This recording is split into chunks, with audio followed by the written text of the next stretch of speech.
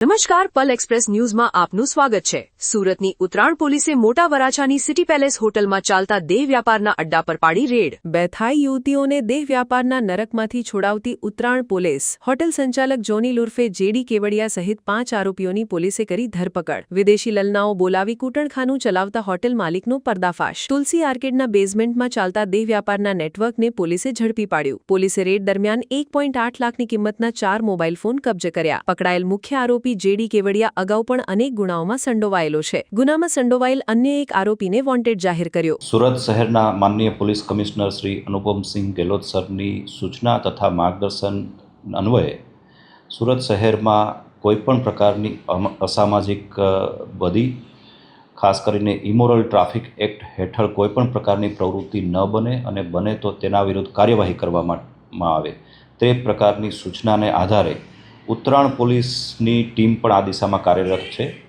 જે દરમિયાન Uttarayan police station Sudama ચોક પાસે આવેલ સિટી પેલેસ હોટલમાં આ પ્રકારની બધી કેટલાક સમયથી શરૂ થયા હોવાની માહિતી મળતા ઉત્તરાયણ પોલીસની ટીમ દ્વારા સિટી પેલેસ ખાતે રેડ કરવામાં આવેલી।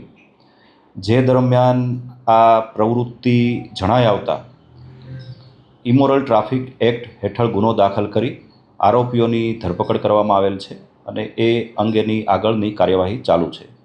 ધરપકડ કરાયેલા આરોપીમાં મુખ્યત્વે હોટલ સંચાલક જોનીલ કેવડિયા નામનો વ્યક્તિ હોવાનું જણાય છે, જે ભૂતકાળમાં પણ આ જ પ્રકારની પ્રવૃત્તિમાં એરેસ્ટ થઈ ચૂકેલ છે।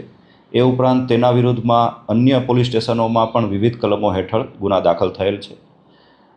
કુલ 4 ગુના અગાઉ આ આરોપી વિરુદ્ધ દાખલ થયેલ હોવાની હકીકત હાલમાં જણાયેલ છે। જોનીલ ઉપરાંત અન્ય 4 આરોપી કુલ 5 આરોપીઓની ધરપકડ ઉત્તરાયણ પોલીસે કરેલ છે અને આગળની જે તપાસ અને કાર્યવાહી ચાલુ છે।